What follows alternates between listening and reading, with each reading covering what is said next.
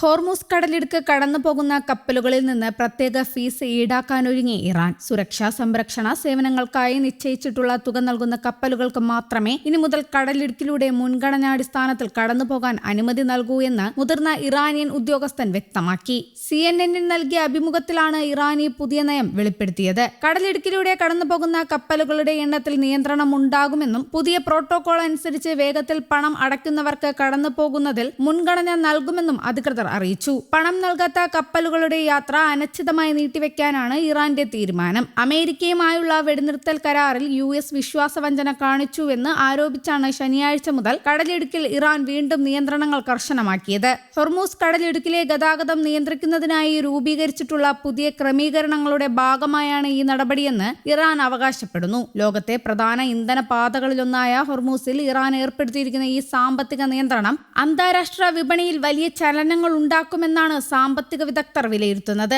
കപ്പൽ ഗതാഗതം വൈകുന്നത് ആഗോളതലത്തിൽ ഇന്ധനവില വർധനവിനും വിതരണ തടസ്സങ്ങൾക്കും കാരണമായേക്കാം. ഇനി യുദ്ധമുണ്ടായാൽ അത് ആഗോള യുദ്ധമാകുമെന്ന് ഇറാന്റെ പുതിയ ഭീഷണി. ഈ മാസം പോലും ഇറാൻ പുതിയ മിസൈലുകൾ വികസിപ്പിച്ചെന്നും യുദ്ധം തുടർന്നാൽ അവ ഉപയോഗിക്കുമെന്നും മുതിർന്ന കമാൻഡർ ബ്രിഗേഡിയർ ജനറൽ മുഹമ്മദ് റേസ മുന്നറിയിപ്പ് നൽകി. ഇറാന്റെ മിസൈൽ ശേഷിയെ തടയാൻ കഴിയില്ലെന്നും കമാൻഡർ പ്രസ് TVയിൽ വ്യക്തമാക്കി. ഇറാൻ യുറേനിയം ശേഖരം കൈമാറുമെന്നും ആണവ പദ്ധതി ഉപേക്ഷിക്കുമെന്നുമുള്ള US പ്രസിഡന്റ് ഡൊണാൾഡ് ട്രംപിന്റെ അവകാശവാദങ്ങളും ഇറാൻ തള്ളി. അതേസമയം ബുധനാഴ്ചയ്ക്കുള്ളിൽ ധാരണയായില്ലെങ്കിൽ ആക്രമണം തുടരുമെന്നാണ് ട്രംപിന്റെ ഭീഷണി. പരസ്പരം അതിശക്തമായ വിലപേശൽ നടക്കുന്നുണ്ടെന്നാണ് ഇതിൽ നിന്ന് വ്യക്തമാകുന്നത്. ഹോർമൂസ് കടലിടുക്ക് പൂർണ്ണമായും അടച്ചതിന് പിന്നാലെ 2 ഇന്ത്യൻ കപ്പലുകൾക്ക് നേരെയുണ്ടായ വെടിവെപ്പിന് പിന്നാലെ ഇറാനോട് പൂർണ്ണമായും അകലുന്ന നയം വേണ്ടെന്ന നിലപാടിലാണ് ഇന്ത്യ. ഇറാൻ വിഷയം പരിശോധിക്കാമെന്ന് അറിയിച്ചിട്ടുണ്ടെന്നാണ് അധികൃതർ അറിയിക്കുന്നത്. അതേസമയം ഹോർമൂസ് ഉപാധികളില്ലാതെ തുറക്കണമെന്ന ഇന്ത്യൻ നിലപാടിനെ പിന്തുണച്ച് UAE രംഗത്തെത്തി.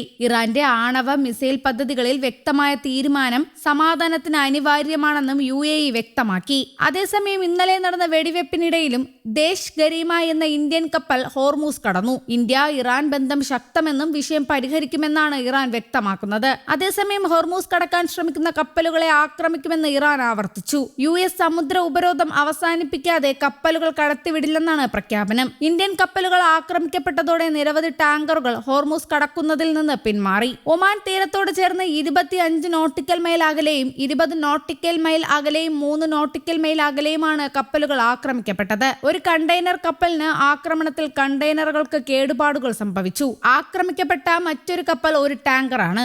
3 ആക്രമണങ്ങളാണ് UK മാരിടൈം ഏജൻസി സ്ഥിരീകരിച്ചത്. ഭാഗ്യലക്ഷ്മി ഉൾപ്പെടെയുള്ള ഇന്ത്യൻ കപ്പലുകൾ ഇറാൻ തിരിച്ചുവിട്ടതായും റിപ്പോർട്ടുണ്ടായിരുന്നു. 20 ലക്ഷം ബാരൽ ക്രൂഡ് ഓയിലുമായി ഇന്ത്യയിലേക്ക് പുറപ്പെട്ട സൂപ്പർ ടാങ്കറും ഇറാൻ തടഞ്ഞിരുന്നു. സംഭവത്തെ തുടർന്ന് ഇറാൻ അംബാസഡറെ വിദേശകാര്യമന്ത്രി വിളിച്ചു വരുത്തിയിരുന്നു. ഇറാനിലെ തുറമുഖങ്ങൾക്ക് എതിരെയുള്ള നാവിക ഉപരോധം പൂർണ്ണതോതിൽ തുടരുമെന്ന അമേരിക്കൻ പ്രസിഡന്റ് ഡൊണാൾഡ് ട്രംപിന്റെ പ്രഖ്യാപനമാണ് സ്ഥിതിഗതികൾ വീണ്ടും വഷളാക്കിയത്. ഇതോടെ കടലിടുക്ക് തുറന്നു കൊടുക്കാനുള്ള മുൻ തീരുമാനം ഇറാൻ പിൻവലിക്കുകയും നിയന്ത്രണങ്ങൾ പുനഃസ്ഥാപിക്കുകയും ചെയ്തു. ചർച്ചകളിൽ നൽകിയ വാഗ്ദാനങ്ങൾ പാലിക്കുന്നതിൽ അമേരിക്ക പരാജയപ്പെട്ടുവെന്ന് ആരോപിച്ചാണ് ഇറാന്റെ ഈ പ്രത്യാക്രമണം. അതേസമയം അമേരിക്കയുമായി ചർച്ചയിൽ ചില വിഷയങ്ങളിൽ പുരോഗതി ഉണ്ടായിട്ടുണ്ടെന്ന് Iran parliament speaker MB Ghalibaf അറിയിച്ചു. ചർച്ചയിൽ പുരോഗതിയുണ്ടെങ്കിലും ചില വിഷയങ്ങളിൽ ഇപ്പോഴും തർക്കമുണ്ടെന്നും ഗാലിബാഫ് അറിയിച്ചു. ചർച്ചകൾ ഇപ്പോൾ കൂടുതൽ യാഥാർത്ഥ്യ ബോധത്തോടെയാണെന്നും ഇനി തങ്ങളെ ആക്രമിക്കില്ല എന്ന സുരക്ഷാ ഗ്യാരണ്ടി വേണമെന്നും ദേശീയ ടെലിവിഷനിലെ അഭിമുഖത്തിൽ MB ഗാലിബാഫ് വ്യക്തമാക്കി.